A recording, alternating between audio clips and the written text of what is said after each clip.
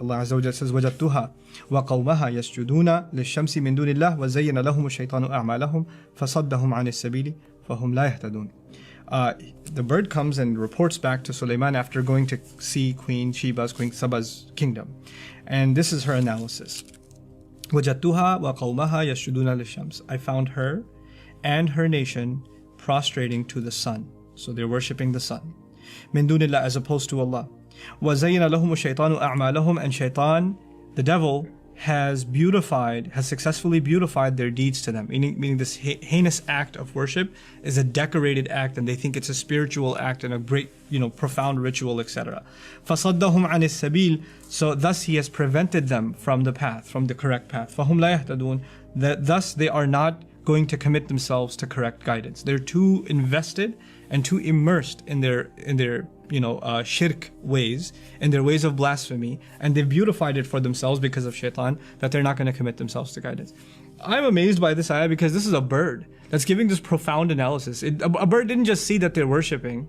It reports that they're worshipping the sun, number one, and that they've actually decorated this ritual to the point where she can tell shaitan has beautified this for them, and he's prevented them from any means of finding the right path. There's a really deep insight by a bird. And they're not going to commit themselves to guidance. فَهُمْ لَا يَهْتَدُونَ. What I'm trying to get at is, Allah has put all these creatures that don't have a speech we can understand. Sulaiman alayhi salam is given the ability, mantiq at-tayr, the ability to converse with birds, to be able to communicate with them, and they can communicate with him. What we're learning through that little window that's been opened for us is these creatures, all of them have a language. And all of them they have their own way of recording what we do, what human beings do. Like you have a pet, or you're just driving around, you're driving to some bad place, and there's a bird sitting up on the wires on the street, or on the street light, and it just sees you, it looks towards you. It's a witness, and it's got a pretty detailed account of what you did. It's not just the angels on your sides that are writing it down. It's the ants, it's the fly on the wall, it's the birds, it's the cat, it's the dog. These are all witnesses. And just because they don't speak now doesn't mean they won't speak on Judgment Day. Subhanallah. Even the way we think about animals and how much they are going to be recording on our behalf has changed just because of this ayah. That, what more do you need to become conscious of Allah?